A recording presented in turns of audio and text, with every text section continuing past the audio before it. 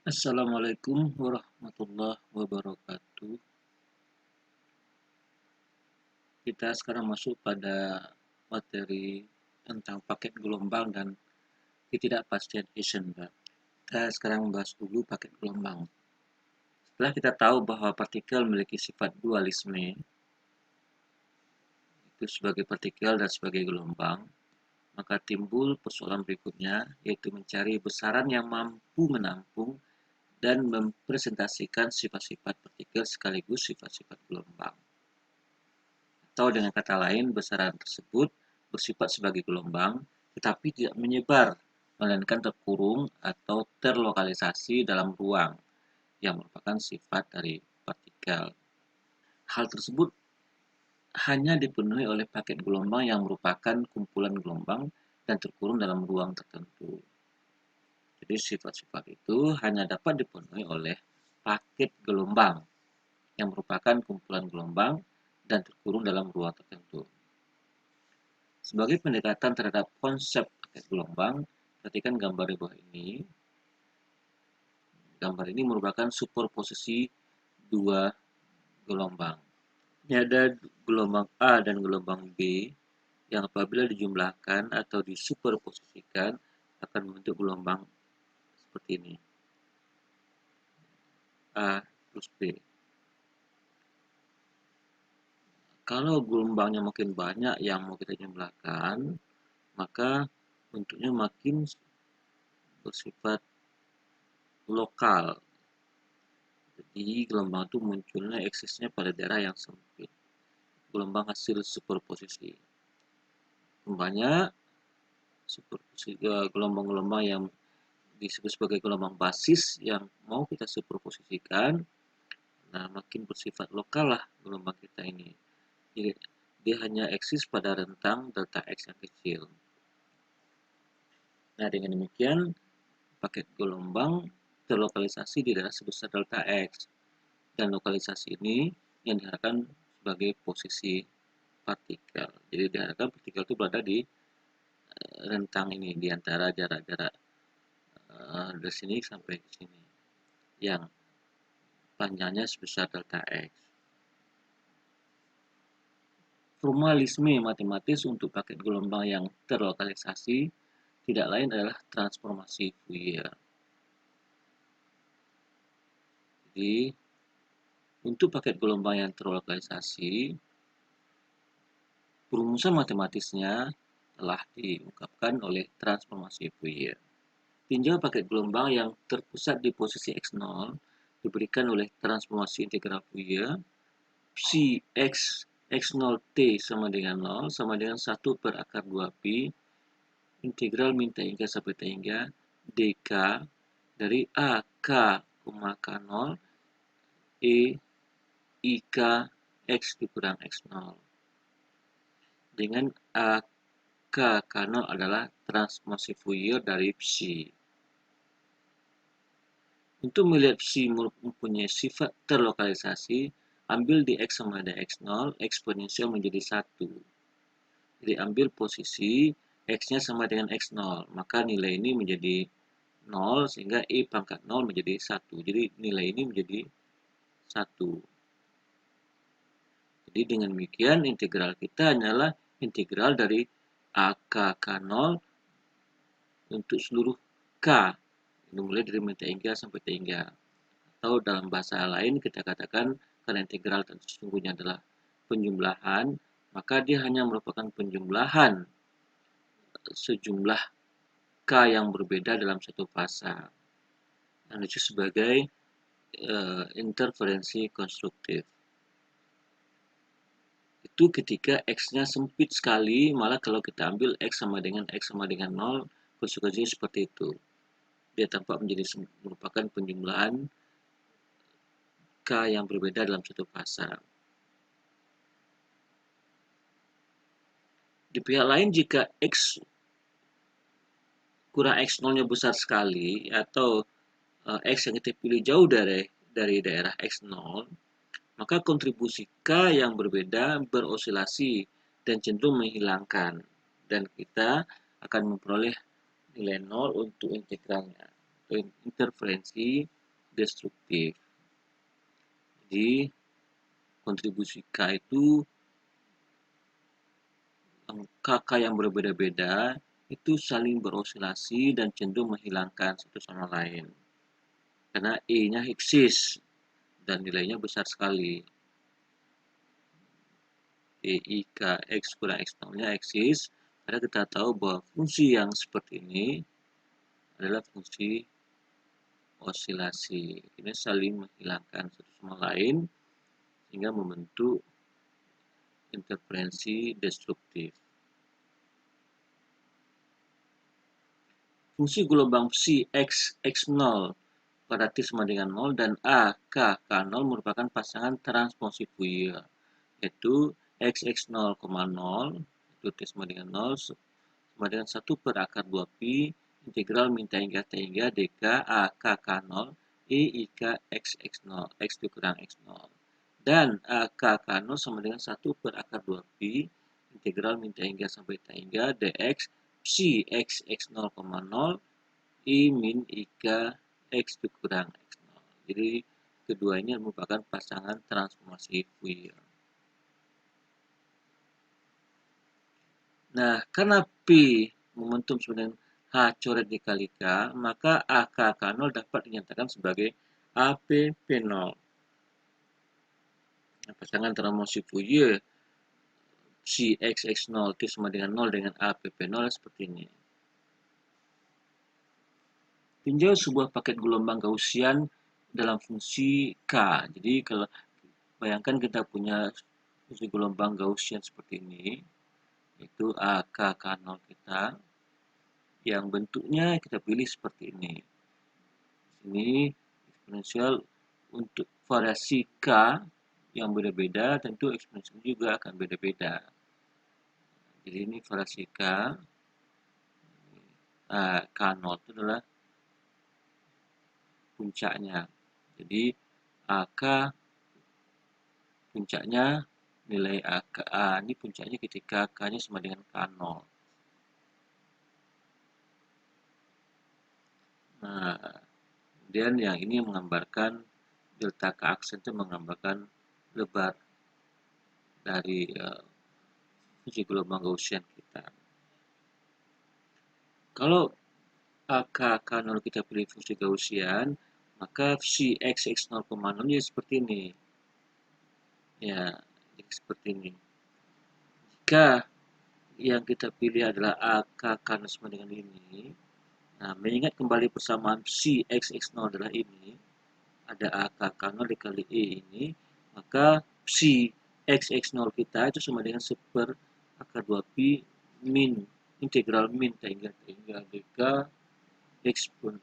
eksponensial min K K0 kuadrat per 2 delta K kuadrat ditambah IK X kurang X0. Jadi ini berasal dari sini, yang ini berasal dari sini. Dan kita mengingat dari perumusan matematik bahwa integral min T hingga E min Z kuadrat dz sama dengan akar pi. Nah, kemudian kita mengambil Z sama dengan K dikurang K0 per akar 2 delta K aksen dikurang I X dikurang X0 delta K aksen per akar 2 dengan mengambil Z sama dengan ini, hubungan Z dengan K, maka dk-nya adalah dz akar 2 kali delta K aksen. Ini tidak mengandung K, berarti suku ini kalau diturunkan ini hilang, tinggal suku yang mengandung K yang ini. Nah, jadi dz dk sama dengan ini 1 per akar ini, kan? Hasilnya dk kita adalah dz kali akar 2 delta K aksen. Nah, integral psi itu akan dapat kita tulis seperti ini. Ya, kita tulis seperti ini. Jadi 1 per akar 2pi eksponen dari I K0 X dikurang X0 dikurang X dikurang X0 kuadrat delta K aksen kuadrat per 2 dikali integral min T hingga dk eksponen ini lagi panjang. Ya, jadi ini K dikurang K0 kuadrat per 2 delta K aksen kuadrat dikurang 2K dikurang K0 seterusnya. Nah, sehingga bagian ini yang bagian yang ini itu akan sama dengan Z kuadrat. Bagian ini akan sama dengan Z kuadrat. Sehingga bagian yang bagi integralnya akan sama dengan ini. Ya, delta akar 2, delta K aksen, integral hingga I min Z kuadrat dz sama dengan akar 2pi delta K aksen. Nah, akhirnya kita dapatkan, jadi bagian yang dalamnya sama dengan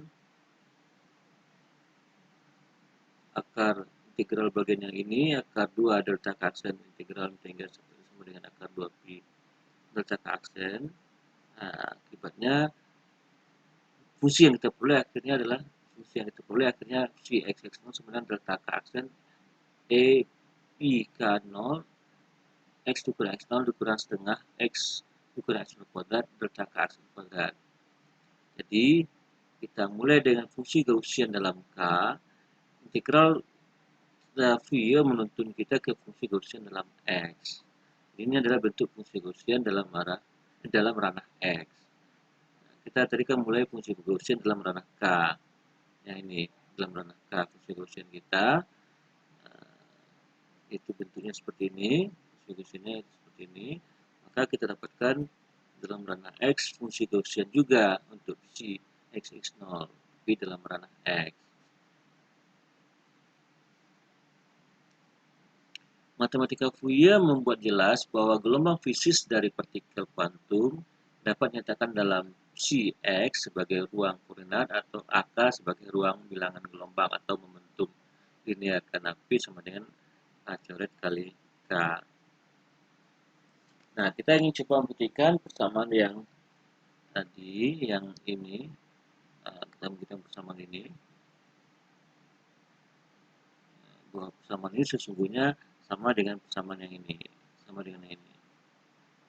Ya, sederhananya aja. Jadi, persamaan yang nampaknya rumit seperti ini, sebenarnya sama dengan persamaan yang di sini.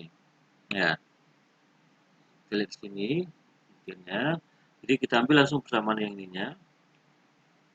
Persamaan yang ininya, yang bagian E ini. Kita ambil.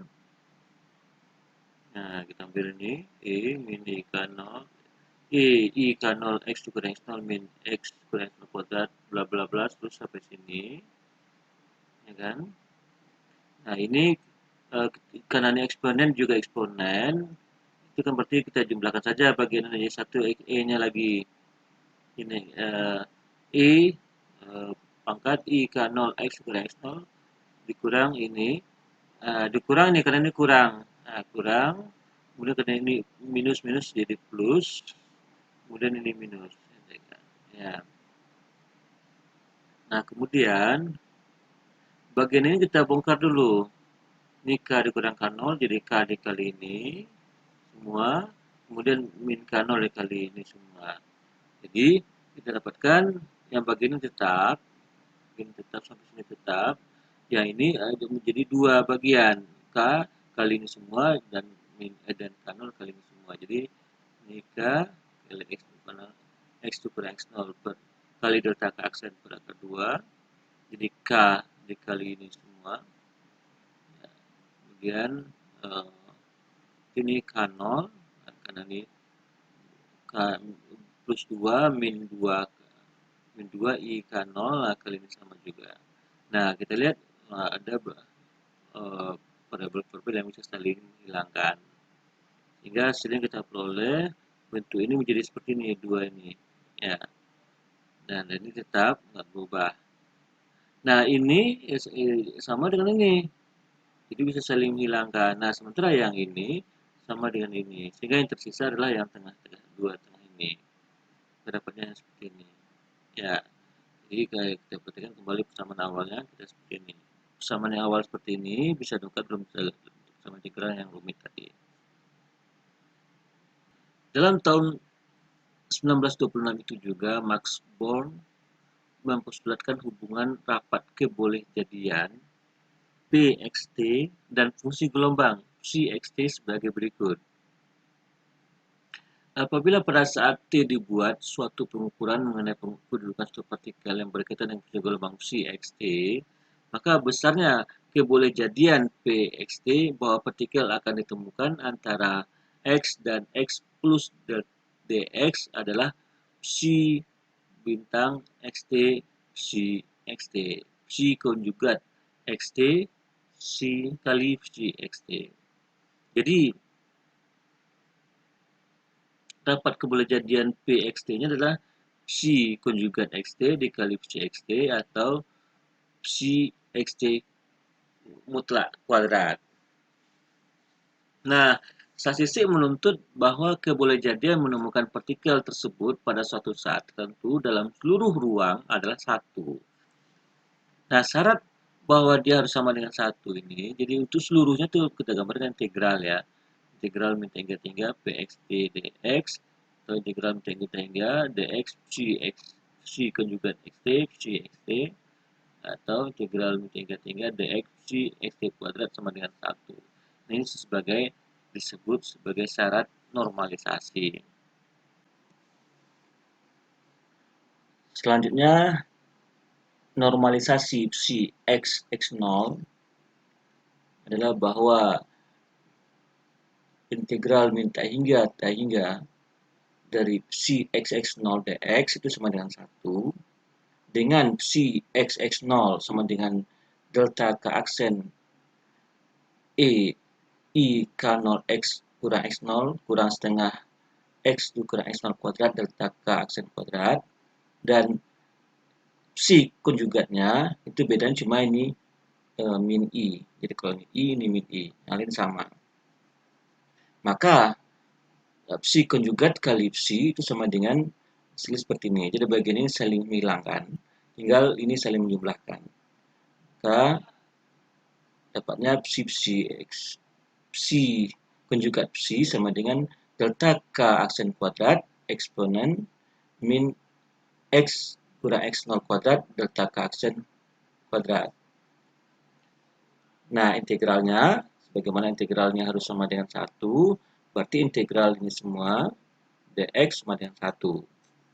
Atau karena ini keluar dari integrasi, karena terkait dengan x, maka delta k ini bisa kita keluarkan dari integrasi, maka hasilnya delta k kuadrat integral ini. Dengan mengambil sebuah pemisalan z sama dengan x dikurang x0 kali delta k aksen, sehingga dz per dx-nya atau dx sama dengan delta k aksen, maka dx sama dengan per delta k aksen dz. Maka suku yang ini tentu menjadi z kuadrat. Maka eksponen ini atau x i min x dikurang x0 kuadrat delta k aksen kuadrat itu sama dengan i min z kuadrat, karena suku ini adalah z kuadrat. Nah, ini dx diganti dengan seper k aksen dz sesuai dengan kata ini. Dengan demikian, ini delta k aksen kuadrat, ini dibagi delta k aksen, hasilnya delta k aksen. Dan suku yang ini, integral ini sebagaimana yang sudah kita ketahui sama dengan akar pi. Nah, sehingga demikian delta k aksen kita seper akar pi. Di semua delta k aksen bisa kita ganti dengan seper akar pi. Maka ini juga bisa ganti seper akar pi, sehingga jadi pi kuadrat. Seper akar pi jadi seper pi dikali 2, kan ini menjadi seper 2 pi, dan delta k aksen menjadi 1 per akar pi atau seper pi kuadrat. Inilah paket gelombang ternormalisasi kita. Apabila psi x0-nya adalah delta k aksen i pangkat i k0 x dikurang x0 dikurang setengah x dikurang x0 kuadrat delta k aksen kuadrat. Hasilnya fungsi gelombang ternormalisasi adalah seperti ini. Paket gelombang ternormalisasi psi x0 yang sama dengan seper pi pangkat setengah e pangkat i k0 x dikurang x0 dikurang seper 2 pi x dikurang x0 kuadrat adalah solusi khusus paket gelombang Gaussian dan tidak menampakkan secara eksplisit lagi lebar pulsanya, karena lebar pulsa sini sudah masuk, sudah diungkapkan dalam bentuk 1 per akar pi. Jadi tidak tampak lagi secara eksplisit lebar pulsanya. Untuk mendapatkan solusi yang lebih umum, yang masih menampakkan delta keaksen secara eksplisit, kita perlu membuat amplitudo gelombangnya sebagai variabel bebas, misalnya A, sehingga persamaan gelombang yang belum ternormalisasinya adalah seperti ini. Untuk si xx0, A, E pangkat I, K0, X dikurang X0 dikurang setengah X dikurang X0 kuadrat delta keaksen kuadrat. Maka normalisasi kita ini menjadi seperti ini.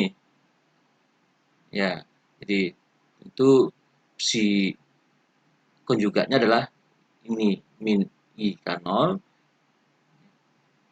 sehingga suku yang ini seperti tadi suku ini hilang, yang eksis suku ini aja saling menjumlahkan sehingga menjadi min 1.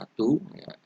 Jadi hasilnya integral min T hingga T hingga dx A kuadrat E pangkat I X dikurang X0 kuadrat delta keaksen kuadrat sama dengan 1.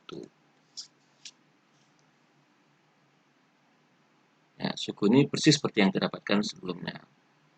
Nah, itu berarti A kuadrat, karena A nya bisa dikeluarkan, A kuadrat integral min T hingga dx I pangkat min X dikurang X0 kuadrat delta X kuadrat sama dengan 1.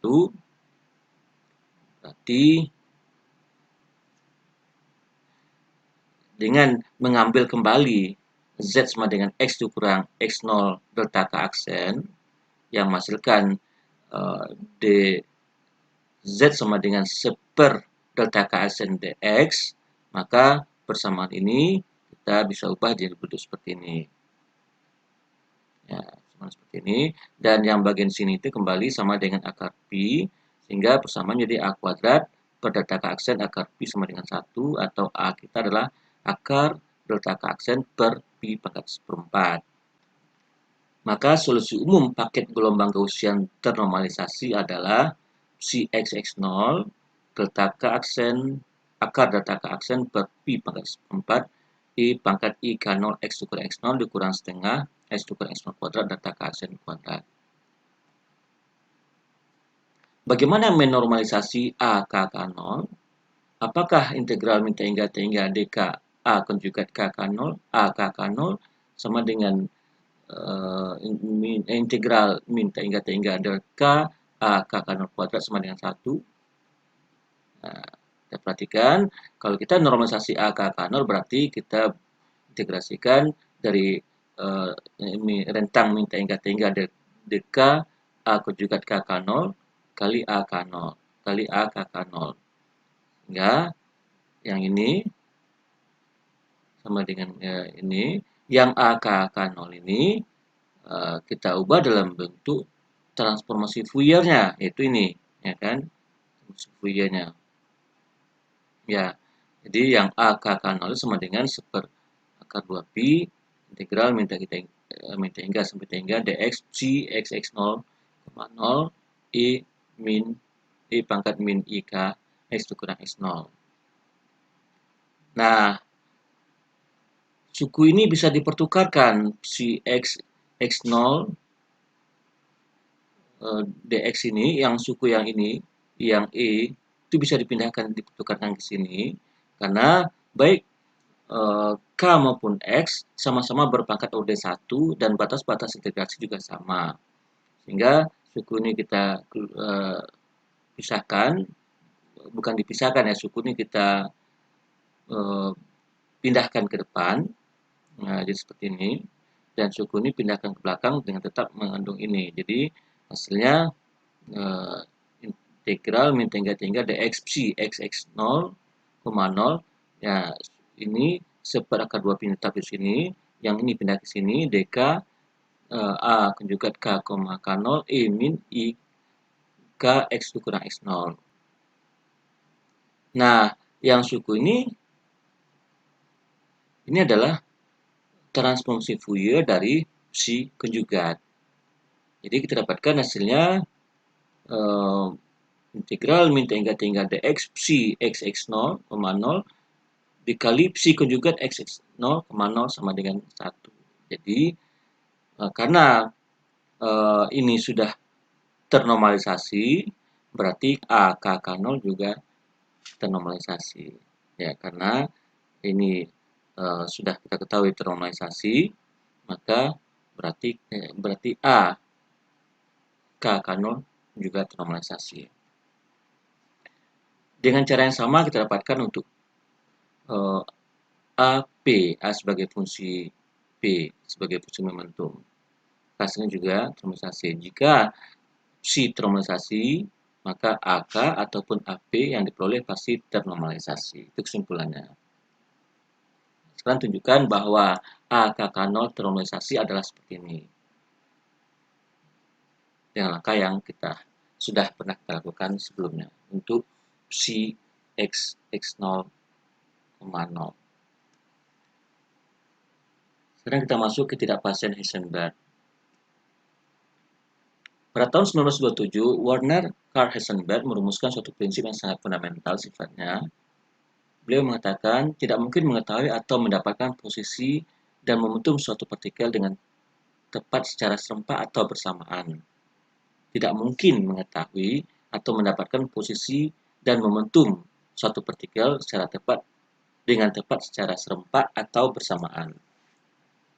Jadi, dia mempostulatkan bahwa kita tidak akan mungkin bersamaan mendapatkan secara tepat posisi dan momentum partikel sekaligus. Nah, berarti ketika kita ingin mendapatkan posisi partikel secara tepat, kita akan kehilangan informasi tentang momentum partikel itu. Sebaliknya, kalau kita ingin mengetahui secara tepat momentum partikel, kita kehilangan di mana posisi partikel itu. Nah, Heisenberg menggunakan Gedanken dalam bahasa Jerman itu bersama dengan pikiran, yaitu eksperimen pikiran untuk menentukan posisi elektron yang dikenal dengan istilah Microscope Heisenberg. Jadi ini bentuk Microscope Heisenberg-nya, ini misalnya khayalan dalam pikiran Heisenberg. Ini dibayangkan ada sebuah elektron ini, kemudian dalam keadaan diam, misalnya dalam istirahat di posisi ini, ditembak dengan sebuah foton. Ya. Nah, fenomena ini akan memasukkan foton hamburan yang sampai ke pengamat mata kita. Nah, kita dipilih seperti ini nantinya. Nah, kita membuat mikroskop dengan lensa berdiameter D dan panjang fokus F. Jadi diameter D ini D, panjang fokus F. Perhatikan gambar samping ini. Sebuah elektron diletakkan pada fokus mikroskop. Jika ada cahaya atau foton dengan panjang gelombang lambda dari sebelah kiri, maka elektron akan memantulkannya ke dalam lensa. Jadi kalau ada cahaya menumbuh elektron akan memantulkannya ke dalam lensa. Nah, jadi pantulannya bisa kemana-mana. Bisa ke sana, atau paling ekstrim ke sini. Ekstrim yang lain adalah di sini, ya kan pantulannya. Ya, yang masih bisa diamati oleh mata kita. Ya, jadi ekstrimnya di sini, ekstrim di sini. Yang sudut dibentuk adalah theta. Ketika kita melihat foton melalui lensa, kita akan tahu posisi elektron. Jadi ketika kita melihat foton, maka kita tahu di mana posisi elektronnya. Ya, kan kita bisa melihat sesuatu kalau ada foton yang dipantulkan oleh sesuatu itu. Di sini yang ingin kita ketahui adalah posisi elektron, maka tentu akan ada foton yang dipantulkan. Nah, foton yang dipantulkan ke mata kita itulah yang akan menghasilkan penglihatan elektronnya. Kemungkinan pertama, keadaan foton dan elektron setelah tumbukan ditunjukkan pada gambar samping. Jadi setelah tumbukan, tadi kan sebelum tumbukan begini kondisinya, ini foton datang, elektron diam. Kemudian kemungkinan pertama, setelah tumbukan, elektron bergerak ke sini, fotonnya sini, paling ekstrim di sini. Ya kan? Dia bisa sini, bisa tapi paling ekstrim di sini. Ini kemungkinan pertama. Ya. Nah, menurut hukum kealam momentum dalam arah X, ya, dalam arah X, momentum foton datang tadi kan H per lambda. Nah, sementara momentum elektronnya awalnya 0. Kemudian foton terhamburkan dengan momentum H per lambda aksen sin theta. Itu yang arah sininya. Ya, ininya H per lambda aksen, tapi yang momentum arah sumbu X-nya adalah H per lambda aksen sin theta. Dan momentum elektron dalam arah X-nya adalah MVX aksen. X adalah momentumnya MVX aksen. Ya, ini V-nya ini V bisa sini VX-nya, VX aksennya. Ya, kita nggak tahu berapa sudutnya, ya kan? Yang kita tahu pasti adalah sudut dari foton. Nah, ini adalah kemungkinan minimum hamburan foton. Jadi, dengan demikian, momentum elektronnya adalah dari sini sama ini, MVX aksen sama dengan H per lambda dikurang H per lambda aksen sin theta. Inilah momentum elektron yang kita ketahui. Momentum dalam arah sumbu X. Selanjutnya kemungkinan kedua, keadaan foton dan elektron setelah tumbukan ditunjukkan dari gambar samping. Ini kemungkinan kedua. Nah, dengan lambda foton yang dihamburkan itu lambda aksen, double aksen. Maka menurut kekalahan momentum dalam arah X, ini sebagaimana tadi awal, ini foton datang, momentum foton datang, ini momentum elektron. Ini karena terhambur ke yang sebelah kiri, jadi negatif. Lambda, H per lambda double aksen sin theta. Kembali sana sudutnya sama. Nah, kemudian ini MV X double aksen. Tentu elektron itu terhambur dengan energi kinetik yang berbeda dengan tadi. Nah, ini ada kemungkinan maksimum hamburan. Jadi yang tadi itu kemungkinan minimum hamburan. Dan ini adalah kemungkinan maksimum hamburan. Momentum elektronnya adalah ini. Jadi ini elektronnya momentumnya lebih besar, paling besar. Kalau ini momentum elektronnya paling kecil. Ada bentuk pengurangan, ini bentuk penjumlahan. Jadi kita dapatkan kemungkinan maksimum dan kemungkinan minimum hamburan foton oleh elektron.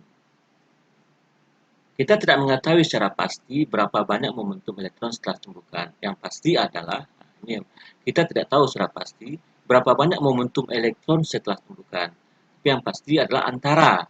Nah, ini elektron tadi antara kan minimumnya segini dan momentum maksimum elektron segini. Atau berarti kalau ini kan sama, nah berarti bagian ini saja. H min H per lambda aksen sin theta dan plus H per lambda double aksen sin theta. Untuk theta yang sangat kecil, itu sin theta dekat sama dengan theta, lambda aksen dekat sama dengan lambda, dekat sama dengan lambda double aksen. Jadi lambdanya sama, ya, masih dianggap sama untuk theta yang sangat kecil. Sehingga jangkauan besar momentum elektron adalah min H per lambda theta, sin theta-nya ini sama dengan theta, kemudian plus jangkauan maksimumnya H per lambda theta.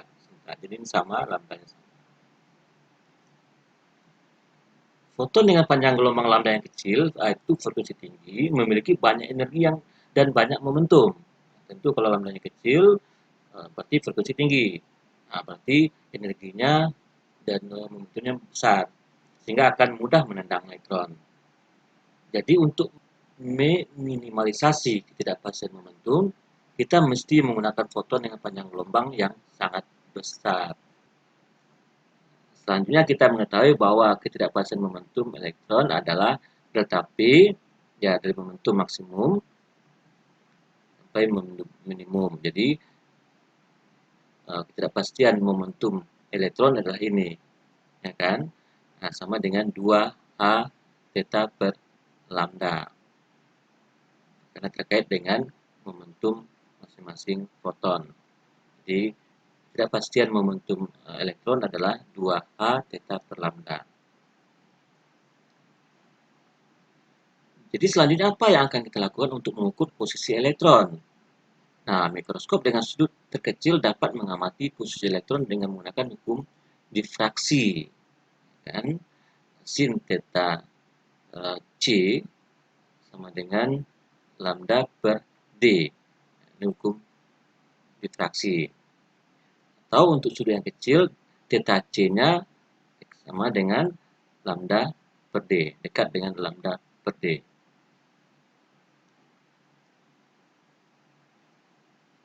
Mikroskop tidak akan dapat mengamati elektron untuk jangkauan yang lebih dari ini. Jadi batas jangkauan kita, elektron kita di sini sampai sini. Lebih dari itu nggak dijangkau lagi oleh mikroskop kita. Jadi dengan ini fokus.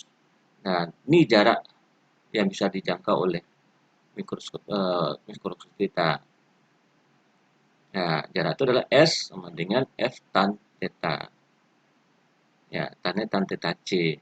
Jadi, min F tan theta C sampai F tan theta C. Itu batas-batasnya kan. Untuk theta C yang kecil, nah, tan theta C sama juga dekat dengan theta C. Sehingga jangkauan posisi elektron adalah jangkauan posisi elektron yang bisa ditangkap oleh mikroskop adalah min F theta C dan plus F delta C. Atau karena delta C adalah lambda per D, ya kan? Berarti min F lambda per D sampai plus F lambda per D. Ya, ini ya kan? Dari gambar tan theta adalah D per 2 ini D. Nah, tantangin theta itu adalah tentu D per 2 dibagi F gitu kan. Jadi dari gambar tan theta itu D per 2 dibagi F atau F per D-nya adalah 1/2 tan theta atau dekat dengan 1/2 theta karena tan theta-nya dekat dengan theta. Jadi jangkauan posisi elektron adalah antara, karena kita tahu jangkauan itu adalah min F lambda per D, ya kan? Sementara lambda per D-nya adalah F per D-nya adalah 1/2 theta, maka jangkauan elektron menjadi min lambda per 2 theta sampai plus lambda per 2 theta. Sehingga ketidakpastian posisi elektron adalah plus lambda per 2 theta sampai minus lambda per 2 theta sama dengan lambda per theta. Ini ketidakpastian posisi elektron. Kalau tadi ketidakpastian momentum elektron, ya kan? Jadi ini 2H theta per lambda adalah ketidakpastian momentum elektron. Nah, H lambda per theta adalah ketidakpastian posisi elektron.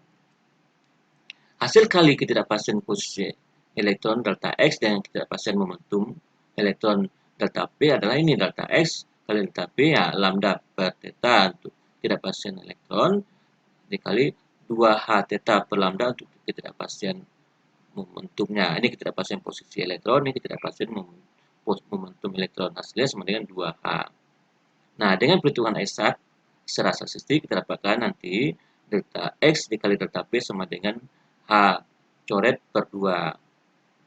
Heisenberg mengatakan bahwa hasil kali ketidakpastian posisi delta X dan ketidakpastian momentum delta P dari benda kuantum lebih besar atau sama dengan konstanta Planck H coret.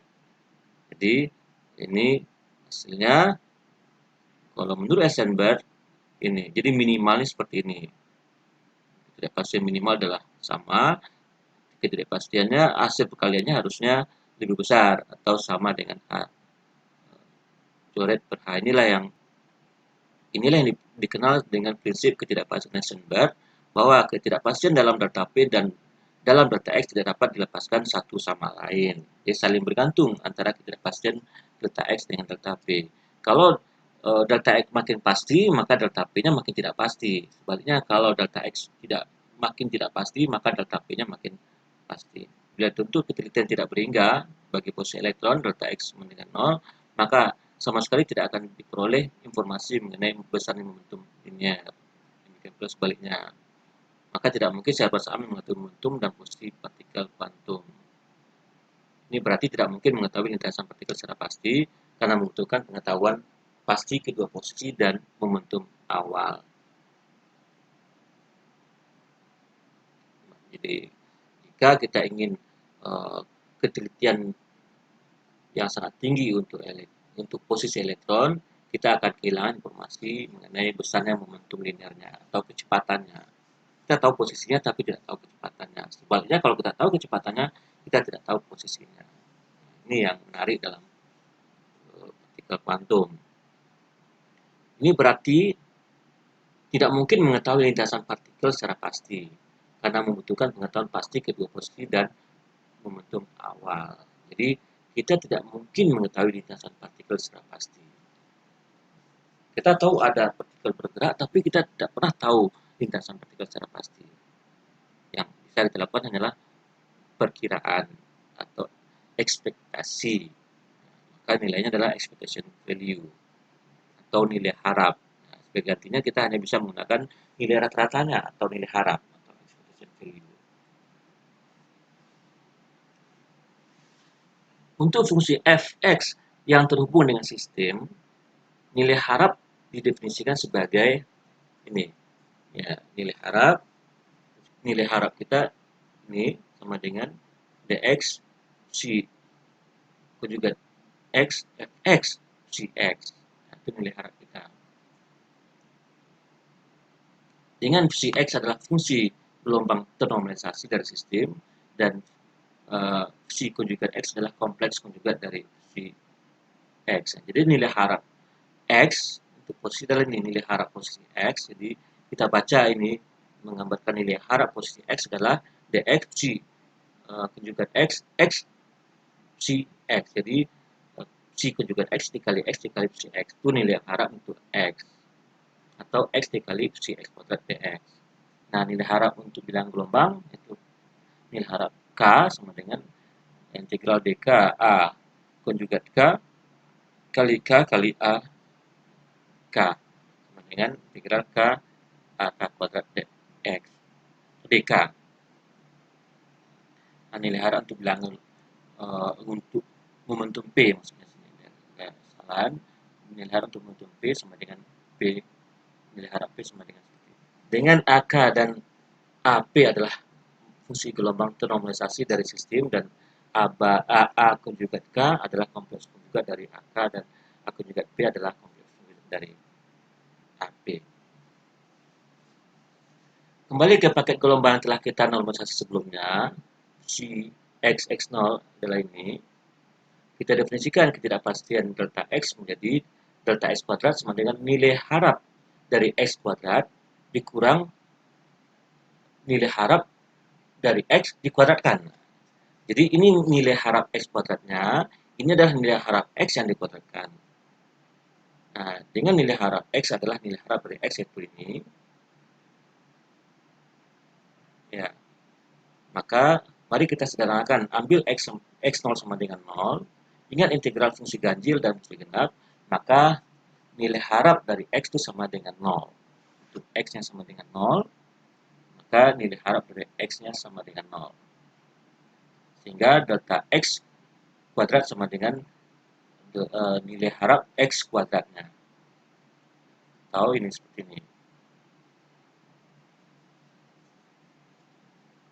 Ya, berarti nilai harap x kuadrat berarti ini x kuadrat. Nah, ini fungsi gelombang kita tadi dari si konjugat dikali fungsinya yang mengambil x0 sama dengan 0. Jadi mengambil x0 sama dengan 0. Tadi seperti tinggal x kuadrat, tinggal x kuadrat. Jadi delta x kuadrat kita adalah nilai harap dari x kuadratnya sama dengan ini. Delta k aksen berakar pi min tangga dx x kuadrat x i pangkat min delta k aksen kuadrat x kuadrat.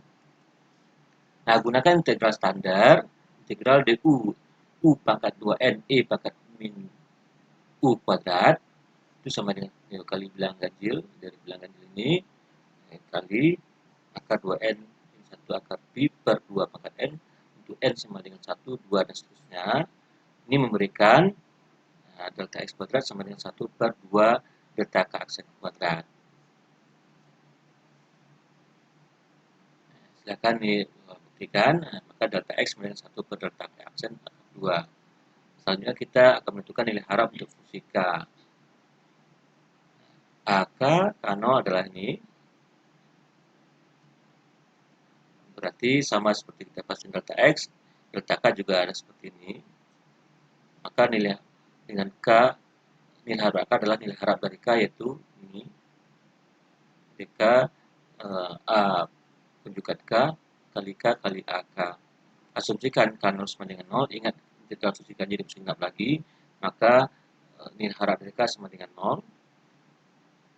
Ya, sehingga yang ada adalah nilai harap delta k kuadrat sama dengan delta K kuadrat sama dengan nilai harap K kuadrat. Itu delta K kuadrat sama dengan nilai harap dari K kuadrat. Ini delta K kuadratnya, ini nilai harap dari K kuadrat. Nilai harap dari K kuadrat. Sehingga hasilnya seperti ini. Jadi delta K kuadrat itu sama dengan nilai harap K kuadrat. Karena nilai harap dari K-nya sama dengan 0.